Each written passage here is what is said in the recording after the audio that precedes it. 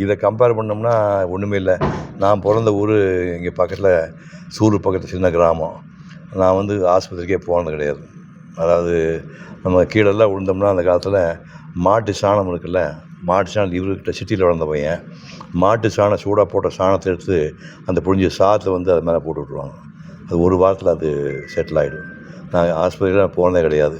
இங்கே வந்து தொண்டையில் அந்த இது சிறுநாக்கு வளர்ந்துச்சுன்னா அதுக்கு வந்து பாச்சாம்பால் ஒன்று இருக்கும். அதை வந்து மரத்துலேருந்து கொட்டி இந்த பால் இந்த பக்கம் வச்சு மண்ணை போட்டு விடுவாங்க. 3 நாள் சரியாக போகும். இது மாதிரி நாட்டு வைத்தியங்களில் வாழ்ந்த ஆள். அப்படி வாழ்ந்த ஆளுக்கு இப்படி ஒரு பிரமாதமான வசதி உள்ள ஒரு ஹாஸ்பிட்டலில் வந்து ரோபோட்டிக்கு இதை நான் தேர்ந்தெடுக்க வாய்ப்பு கொடுத்ததுக்காக நான் அவருக்கு நன்றி தெரிவிக்கிறேன். ஆமாங்க. நான் இங்கே இப்போ எப்படின்னா அண்ணன் முன்மொழிந்ததை நான் வழிமொழிகிறேன். ஏன்னா அண்ணன் அளவுக்கு டீட்டெயில் எடுத்துகிட்டு வந்து இப்போ பாருங்கள், செல்ஃபோனில் எல்லாம் குறித்து வச்சுட்டு வந்திருக்காரு. நான் எந்த ஃபங்க்ஷன் போனாலும் எனக்கு முன்னாடி பேசுகிறவங்கள வச்சு பேசிக்கிறது. அதுதான் டாக்டர் பக்தவச்சல் அண்ணா வந்து அண்ணான்னு தான் நான் சொல்லுவேன். என்ன கொடுமைன்னா அவர் என்ன அண்ணாம்பார், அதுதான் பெரிய கொடுமை. ரொம்ப சின்ன பையன் அவர் அண்ணாங்கிற நியாயமே இல்லை உங்களுக்கு. அவர் என்ன அண்ணாம்பார், நானும் அண்ணா டாக்டரை வந்து பக்தவச்சல் அண்ணான்னு தான் சொல்லுவேன். அவருடைய சாதனைகள் எல்லாம் போட்டு காட்டினார். அதை மனப்பாடம் பண்ண முடியல, ஏன்னா அவ்வளவு இருக்குது. ஒன்று மட்டும் மனசில் ஏற்றிட்டு 85 லட்சம் பேர் பேஷண்ட் இங்கே வந்து போயிருக்காங்க இது வரைக்கும். 85 லட்சம் பேர். அந்த லிஸ்ட்டை பார்த்தோன்னு நான் போச்சு, நான் மாட்டிக்கிட்டேன். அண்ணா சிவகுமார் அண்ணா வந்து ஃபுல்லாக மனப்பாடம் பண்ணிட்டு போய் அடிச்சிருவாரு. இவர் மெமரிங்கிறது அது அநியாயம். அப்படி அது எப்படித்தான் எனக்கே புரிய மாட்டேங்குது.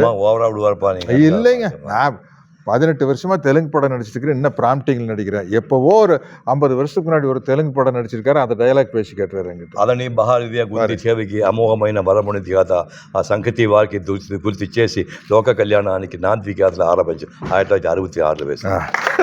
தெலுங்கு டைலாக். ஞாபக சக்தி அதிகமாக. ஞாபக சக்தி.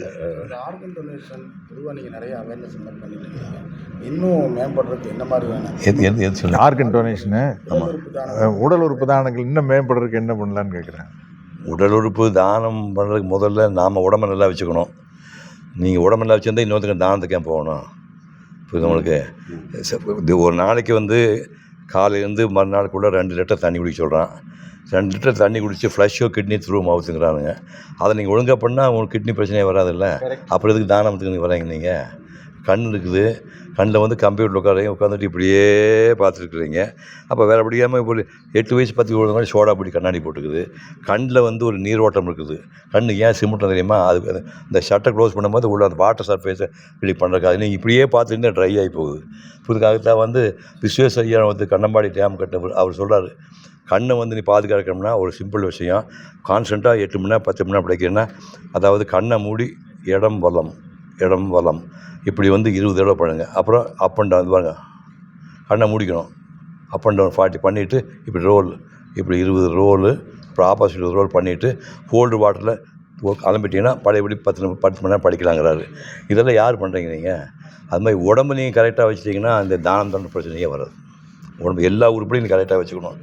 இப்போ நீ பிளேஸ் இந்த பையன் சொல்கிறான்னா ஒரு 1.5 வயசு என்ன பையன் இப்போ நொண்டி அடிச்சிருக்கிறான். நான் அவனை கூட 1.5 வயசு பெரியவன்ல, நான் நடக்கிறதாலும் நடக்க சொல்கிறீங்களா? அவனுக்கு எப்போ வரும்போது வீழ்ச்சியில் கிழவ மாதிரி வீழ்ச்சியில் வந்துட்டுருக்கான். புரியுதுங்களா? நான் வந்து என்ன, நான் யோகா பண்ணுற ஆள் 1958 யோகா பண்ணிகிட்ருக்கேன். 65 வயசும் தலைகடை நின்றுருந்தேன். இப்போ இந்த ஃபோட்டோ உங்களுக்கு எனக்கு காட்டு தலைகடை நின்றுருந்தேன். எல்லா எக்ஸசைஸ் பண்ணுவேன். காஃபி டீ சாப்பிட்டு 68 வருஷம் ஆகுது. 68 வருஷம் அது காஃபி டீ சாப்பிட்டு. அப்போ நீ உடம்பு நீ கரெக்டாக வச்சுட்டு இருந்தீங்கன்னா, இப்போ இவர் வந்து இப்போ எனக்கு தொப்பை இருக்குது, தேவை தொப்பை. இவர் எம்ஜிஆர் சிஷியன். எம்ஜிஆர் கரலா கட்டை கொடுத்துருக்காரு. எம்ஜிஆர் கரலா கட்டை சுற்றி இன்னும் கரலா கட்டையாக சுற்றிட்டு பாருங்க எப்படி வச்சுக்கிறேன். கொஞ்சம் இறங்கி போச்சு தொப்பை. நான் பார்த்த நாடு இருந்து இவர் என்னோட 13 வயசு சின்ன பையன், பெரிய ஆள் தாடி வச்சு முடிவு பண்ணிட்டாங்க. ரொம்ப சின்ன பையன். இன்னும் தொப்பையில் பார்த்தீங்கன்னா எனக்கு தொப்பை இருக்குது. என்ன கேட்டால் அவர் எம்ஜிஆருடைய ஆள். உடம்பு பாதுகாக்கல ரொம்ப அருமையான மனுஷன். உடம்பு நீங்கள் பாதுகாத்துட்டா இன்றைக்கி தானம் தரத்துக்கே போக வேண்டிய அவசியம் இல்லை. அடுத்த கேள்வி. உடம்பு ஒரு ஆலயம்னு சொல்கிறேன். ஆலயம் வேறு தம்பி போதுமாடாங்கண்ணா? இல்லை, அவரை நீங்கள் கேள்வி ஒன்றும் கேள்வியாக கேட்கலையே. என்னங்கண்ணா? நீங்கள் எப்படி சுறுசுறுப்பாக இருக்கிறீங்க? நான் சுறுசுறுப்பாக இருக்கேன். நான் காலையில் எந்திரிச்சோன்னே எனக்கு எந்திரிச்சோன்னே எக்ஸசைஸ். நான் வந்து முதல் வேலையை எக்ஸசைஸ் பண்ணிட்டு தான் ஒரு 1/2 மணி நேரம் 20 நிமிஷம் கழிச்சு தான் நான் காஃபி குடிப்பேன். காலையில் காஃபி குடிப்பேன். காஃபி குடிச்சிட்டு மறுபடியும் எக்ஸசைஸ். அப்புறம் சின்ன வயசில் தண்ணி அடிச்சிருக்காரு. அப்புறம் படிக்கிறது அதெல்லாம் இல்லாமல் அப்புறம் எப்படிங்க? அதெல்லாம் இப்போ கிடையாது. அது தண்ணி காப்பி டீ அப்படி தண்ணி அடிப்பேன் நான். அது நீங்கள் நான் யாராச்சும் ஒருத்தர் தான் உங்களை மாதிரி இருக்க முடியும். அதனால் என்னை பொறுத்த வரைக்கும் நேரம் கிடைக்கும் போதெல்லாம் எக்ஸசைஸு. ஷூட்டிங் ஸ்பாட்டில் இப்போ எங்களுக்கு கேரவன் கொடுத்துட்றாங்க. நான் வந்து கேரவனுக்குள்ளேயே நடப்பேன். காலையில் 9 மணிலேருந்து 6 மணிக்குள்ளே ஷூட்டிங், 6 மணி வரைக்கும் ஒரு ஷூட்டிங் ஷெட்யூல்னா ஷூட்டிங் ஷெட்யூல்னா காலையில் 9லேருந்து 6 மணிக்குள்ளே குறைஞ்சபட்சம் ஒரு 45 நிமிஷம் நடந்துடுவேன் கேரவனுக்குள்ளேயே. சும்மா பொடி நட. அதுக்காக நல்லா வேகமாக நம்ம கவுண்டமணியான சொல்லுவார், நடக்கிறது எப்படி நடக்கணும்னா கடங்காரம் துரத்துற மாதிரியே நடக்கணும், அப்போ தான் வேகமாக நடப்புமாமா. பின்னாடி கடங்காரம் துரத்துனா எப்படி இருக்கு? டேய் கடன் வாங்கி 3 மாதம் ஆச்சு, வட்டியும் கொடுக்கல அசலும் கொடுக்கல, எங்கடா போகிறேன்னா நம்ம ஒரு வேகம் போவோம் இல்லைங்க, அப்படி நடக்கணும்னு கவுண்டமணியான சொல்லுவார். அது அப்படி இல்லை, அவ்வளோ ஸ்பீடாக நடக்க முடியாது. நடப்பேன். மறுபடியும் சாயந்தரம் வந்து ஒரு கொஞ்சம் எக்ஸசைஸ் பண்ணிக்குவேன். அதனால் வந்து எக்ஸசைஸையும் வாழ்க்கையும் தனியாக பிரிச்சுக்கிறது இல்லை, எக்ஸசைஸோடு சேர்ந்தது தான் வாழ்க்கை அப்படின்னு பிரிச்சுக்கிறது. முடிஞ்ச வரைக்கும் மனசு சந்தோஷமாக வச்சுருக்கணும். இப்போ இந்த சுச்சுவேஷனில் நம்ம எப்படி மகிழ்ச்சியாக இருந்துக்கலாம், எப்படி இருக்கலாம்? அண்ணன் டாக்டர் பக்தவச்சல் அண்ணன் அடிக்கிற ஜோக்கெல்லாம் கேட்டு சந்தோஷமாக இருந்துக்கலாம். அது மாதிரி வாழ்க்கை அமைச்சிக்கிறது. 1000 கஷ்ட நஷ்டம் இருந்தாலும் இருக்கிற சுச்சுவேஷனுக்குள்ளே ஒரு சந்தோஷத்தை தேடிக்கிறது. அதான் நம்ம பாலிசி. பார்த்து பொறாமப்படக்கூடாதுண்ணா. அது கிடையாதுங்கண்ணா. அது என்ன சேவைகள் எல்லாருக்கும் கிடைக்கணும்னா என்ன மாதிரி மருத்துவ சேவை அனைவருக்கும் கிடைக்க வேண்டும் என்றால் என்ன செய்ய வேண்டும்? மருத்துவ சேவை எல்லாரும் கிடைக்கணும்னா பக்தவச்சல் மாதிரி நிறையா பெரிய பெரிய டாக்டர் வரணும். இவங்க வந்தாங்கன்னா இப்போ சொன்ன 800 பேர் சொன்னாங்க. அந்த மாதிரி இந்த மாதிரி தமிழ்நாடு ஒரு 500 பேர் வந்தாங்கன்னா மருத்துவ சேவை எல்லாருக்குமே இலவசமாக கிடைக்கும். அதாவது அமெரிக்காவில் இருக்கிற டாக்டர்ஸ் எல்லாம் வர சொல்லுங்கள், நீங்கள் சொல்லுங்கள். இப்போ அமெரிக்காவில் தமிழ் மக்கள் இருக்கிறாங்கல்ல, அவங்க நிறைய பணம் சம்பாதிச்சாச்சு 10 வருஷம். இன்னும் வந்து நம்ம ஊரில் குறுக்கலையம்பாளையத்திலும் சொக்கம்பாளையத்திலும் பெருந்துறையிலையும் கரெக்ட் மாடலையும் வேறு பண்ணிட்டேன். அமெரிக்காக்காரனே நீங்கள் சந்தோஷமாக வச்சுருந்தேன்னா நம்ம ஊர் மாறாத்தால் யார் சந்தோஷமாக வைக்கிறதுங்க? அண்ணா இப்போ இங்கே தான் இருக்கிறாங்க, அங்கே தான் வேலை செய்யறதுக்கு ஆள் இல்லை, அதனால நம்ம ஆளுங்க அங்கே இருக்கிறாங்க. அமெரிக்காக்காரன் யாரும் வேலை செய்யறது இல்லையாமா? அப்படிங்க. ட்ரம்ப் தலையாக அழைச்சிக்கிறது. சார், இன்றைய வாழ்வியல் கட்டத்தில் வந்து இருக்கிற ஜென்ரேஷன் எல்லாமே அதிக மன அழுத்தம் அதிகமாக வந்து வீட்டில் யார்ட்டையும் பகிர்ந்துக்காமல் அவங்களே மனசில் போட்டு போதிச்சு அவருடைய வாழ்க்கை வந்து நீங்கள் பார்த்தீங்கன்னா இந்த ஜென்ரேஷன் ஒரு மாதிரி ஹெல்த் இஷ்யூஸ் ஒரு பக்கம் இருந்தாலும் அந்த மன அழுத்தம் நிறையா டிப்ரெஷன் சொல்கிறேன். அதை ஒன்றும் விஷயம் இல்லை சார். நீங்கள் பெரிய ஆள்னு நினைக்காம எல்லார்கிட்ட பழகுனாலே உங்களுக்கு மன அழுத்தம் வராது சார். இப்போ நம்ம வீடுகளில் எப்படி இருக்குன்னா எல்லாம் செல்ஃபோனை கையில் வச்சுட்டு நான் ஒரு பக்கம், என் பொண்டாட்டி ஒரு பக்கம், ஒரு பையன் ஒரு பக்கம் வந்துட்டோம்.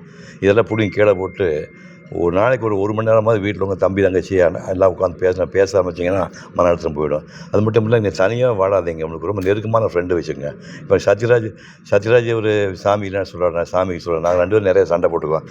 நான் நிறைய ஷேர் பண்ணியிருக்கோம். எந்த மாதிரி ப்ராப்ளம் வந்தால் ஷேர் பண்ணிக்குவோம். உங்களுக்கு உங்கள் வயசுக்கு தகுந்த மாதிரி ஒரு 4-5 ஃப்ரெண்ட்ஸ் வச்சுட்டிங்கன்னா ஏதாவது மன அழுத்தமாக பிரச்சனை வந்ததுன்னா அவங்ககிட்ட ஓப்பனாக பேசுங்க. அது பேசும்போது உங்கள் பாரம் குறைஞ்சிடும். அது மாதிரி தனியாக மட்டும் வாழ முயற்சி பண்ணாதீங்க. இது சோஷியல் அனிமல் தான் மனுஷன். உங்கள் சுற்றி ஒரு நல்ல நண்பர்களுக்குன்னு ஒரு 65-70 வயசுக்கு அப்புறம் எனக்கு வந்து சம்ப மாட்டேங்க, எனக்கு வந்து 85 வயசு ஆகுது. உலகம் பூரா வந்து கிட்டத்தட்ட 20 ஃப்ரெண்ட்ஸ் வச்சுருக்கேன். ஒருத்தவங்க 1.5 மணி நேரம் பேசுவேன். ஃபோன் என்ன சார்ஜ் வரும்னு அது வேறு விஷயம். 1.5 மணி நேரம் ஃபோனில் பேசுவேன். அந்த அளவுக்கு அவன் தன்னுடைய மேட்டர் சொல்லுவான், நான் சொல்லுவேன். அந்த மாதிரி உங்கள் மன அழுத்தம்லாம் வர காரணமே நீங்கள் தனியாக இருக்கிறீங்க. அது இருந்துட்டு நிறைய ஃப்ரெண்ட்ஸோடு இருந்தீங்கன்னா எல்லாம் சரியாக போயிடும். சார், இன் க்ளோசிங் ஒரு கொஸ்டின் மட்டும் சார், டு ஈச். ஏன்னா நீங்கள் 3 பேருமே வந்து ரொம்ப இவ்வளோ ஏஜாக இருந்து சாரி சார், ரொம்ப ஆக்டிவாக இருக்கீங்க, ரிஸ்காக இருக்கீங்க. இல்லை அது பரவாயில்ல. அப்படி இருக்கும்போது ஒரு tip for young generation from you and you sir, ஒவ்வொருத்தராக நீங்கள் ஒரு பாயிண்ட் சொல்லலாம். ஒரு டிப். ஆமாம், மென்டல் ஹெல்த்து ஃபிசிக்கல் ஹெல்த்து இப்படி இருக்குது. அதாவது மன வலிமையும் உடல் வலிமையும் பின்னி பிணைஞ்சிருக்குது. அதை 2 கண்ணாக வச்சு பாதுகாத்தோம்னாலே போதும். உங்களோட ஒப்பீனியன்? நான் சொல்கிறது சார், ஹெல்த்தியாக இருக்கிறதுக்கு ஒரே வழி வந்து இந்த மாதிரி டாக்டர் நம்பாதீங்க, நமக்கு தேவையே கிடையாது. நீங்கள் வந்து உடம்பு கரெக்டாக வச்சுருந்தீங்கன்னா பக்தவச்சல் நமக்கு தேவை கிடையாது. அதாவது இது வந்து 2வது ஹார்ட்டுங்கிறாங்க. முழங்காலுக்குள்ள கால் 2வது ஹார்ட்டுங்கிறாங்க. இதுக்காக என்ன உங்களுக்கு எவ்வளோ பேர் சர்ஜரி பண்ணாலும் டாக்டர் என்ன சொல்கிறாங்க, எழுந்து நடன்னு சொல்கிறாங்க. பிள்ளைங்களுக்கு சும்மா இப்படி பாரு அப்படி பாரு சொல்லலை, எழுந்து கொஞ்சம் நடக்கிறது தான் இம்பார்ட்டண்ட். அதனால் வந்து நீங்கள் ஒரு நாளைக்கு நான் வந்து முதல்ல போட்டில் வாக் பண்ணிகிட்டு இருந்தேன். இப்போ காலையில் எழுந்து எங்கள் வீட்டில் வைட்டமின் டி வேணுங்கிறதுக்காக சன்லைட் மாடியில், இவர் வேறு மாதிரி நடக்கிறார், நான் சன்லைட் பேர் பாடி போய் மொட்டை மாடியில் போய் ஷார்ட்ஸ் மட்டும் போட்டு வெறும் பேர் பாடி. இப்போ சம்மர் பயங்கரமாக இருக்குது, வேர்த்து ஒழுகும். டவல் வச்சு தொடச்சிட்டு 45 நிமிஷம் ஃபுல் சுட்டுருக்குறேன். டாக்டர் கேட்டால் டி வைட்டமின் இதுதான் வருது அப்படிங்கிறாரு. புரியுது? ஒரு நாளைக்கு நீங்கள் கரெக்டாக வந்து 40 மினிட்ஸ் வாக் பண்ண ஆரம்பிச்சிங்கன்னா அது நல்லா தூக்கம் வரும், நல்லா பசி வரும். இதை மட்டும் பண்ணுங்கள். வாக்கிங் வந்து மோர் இம்பார்ட்டண்ட். நீங்கள் எக்ஸசைஸ் பண்ணுறது இது மாதிரி ஜிம்முக்கு போகிறது, சூர்யா மாதிரிலாம் அதை பண்ணலாம். அது எக்யூப்மெண்ட்லாம் விலை கொடுத்து ஜாஸ்தி வாங்கணும், எல்லா வயசுலையும் பண்ண முடியாது. பாடி பில்டர்ஸ்லாம் ஜாஸ்தி வயசு உயிரோடு இல்லை. யோகா வாழ்ந்தவங்க 90 வயசு ஆடி இருந்திருக்காங்க. ஞாபகம் வச்சுக்கோ. ஓகே, சொல்லுங்க. பாடி பில்டர் வந்து பெரிய ஆளுகள் இல்லாமல் யாரோ ஒருத்தர் மட்டும் கல்கட்டா இருந்தால் சொன்னாங்க. 85 வயசு. பாக்கி எல்லாம் பாடி பில்டு ஹெவி பண்ணி அளவுக்கு மீறி ஸ்ட்ரெயின் பண்ணி மசில்ஸ் டைட் பண்ணும்போது ஏஜ் குறைஞ்சி போகுது. இந்த யோகா பண்ணுறாரு மற்ற மாதிரி இந்த மாதிரி வாக்கிங்கில் பண்ணுறவங்க ரொம்ப வருஷமாக நீங்கள் பாருங்கள். ஒரு 70 வயசு 90 வயசு பிராமின்லாம் வந்து சர்வசாதாரணமாக வயசானவங்களை உயிரோட கேட்டால் அவன் வயசானப்போ இந்த ஆடு மாடு கோழி குஞ்சா திங்க மாட்டான். 40 வயசுக்கு அப்புறம் அவனுக்கு எல்லாம் ஜீரணமாகாது. புரியுது உங்களுக்கு? அவன் டக்குன்னு ரசஞ்சாரம் மோதுசாரத்துக்கு போயிடுவான். இவங்க வந்து பெரியார் சொன்ன மாதிரி இது 95 வயசு ஆடு மாடு கோழி சாப்பிட்டு ஜீரணம் பண்ண முடியாமல் 95 வயசுல ஆடு மாடு கோழி எல்லாம் பெரியார் வந்து அசைவம் கடைசி அவர் சமூக நீதியை தான் மெயினாக அதை சொன்ன அசைவம் சாப்பிட சொல்லியிருக்காங்க. நம்ம எங்கிட்ட இருக்குது இல்லை அசைவம் சாப்பிடுறது மஸ்ட்டுங்க. நான் டாக்டர்கிட்ட கேளுங்க, புரோட்டீன் அதில் தான் இருக்குது. நீங்க கேட்காதுங்க. இல்ல அசைவத்தை 40 என்ன சொன்னாரு இவர் சொன்னதை நான் ஒத்துக்கிறேங்க. சூர்யாடு சொல்லி காய்ச்சி எடுத்து சொல்லியிருக்கேன். 40-45 வயசுக்கு ப்ரோட்டீன் வேணும், அசைவம் சாப்பிடுங்க. 45க்கு அப்புறம் அது அவ்வளோ தேவையில்லை, குறைச்சிக்கலாம்.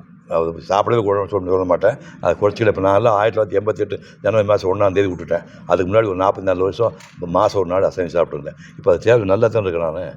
ஸோ ஒரு 50 வயசுக்கு அப்புறம் வந்து ப்ரோட்டீன் சொன்னால் தேவையில்லை, அதுக்கப்புறம் குறைச்சிக்கலாம். இவங்க இன்னமும் சின்ன பையன் தான், இன்னும் கொஞ்சம் நாளைக்கு சாப்பிட்டு போட்டு தப்பு சார். 40 இருக்கு, அதாவது சின்ன வயசு குழந்தைகள் மத்தியில் இந்த ட்ரக்ஸோடைய தன்மை ஓவர் ஆகிட்டே வருது இல்லைங்க சார்? பள்ளிக்கூடமாக இருந்தாலும் காலேஜ் வரைக்கும் அதை கொஞ்சம் சொல்லுங்களேன் சார். அது என்னென்னு தெரியாது சார். நான் வேறு தலைமுறை. அது மாதிரி இந்த பையன் எனக்கு எனக்கு ஏதோ 20 கெட்டவாது டோப்புங்கிறானுங்க. அது என்னன்னே தெரியாது எனக்கு. கஞ்சானா தெரியாது, ஏதோ நாக்கு இங்கெல்லாம் வச்சுக்கலான்னு சொல்லலாம். அதை என்னென்னு சத்தியமாக தெரியாது. மன்னிச்சிருங்க. அதை பற்றி எங்கிட்ட கேட்டால் தப்பாக போயிடும். அட்வைஸ் எதுவுமே அட்வைஸ் பட்டுக்கோட்டையார் பாட்டத்தை பாட முடியும். மக்கள் தலைவர் எம்ஜிஆர் பண்ணல, திருடராய் பார்த்து திருந்தா விட்டால் திருட்டை ஒழிக்க முடியாதுன்னு. அது மாதிரி அவங்கவுங்க பார்த்து திருந்தணும். அது ரொம்ப முக்கியமான விஷயம். ஏன்னா இன்னைக்கு வந்து இந்த மாதிரி விஷயம் வந்து ஈஸியாக கிடைச்சிருது, கண்டுபிடிக்க முடியாது இல்லையா? அதனால வந்து ஒரு பொட்டலம் இப்படின்னு வாங்கிட்டு போயிடலாம். நம்ம தான் நம்மளை திருத்திக்கணும்.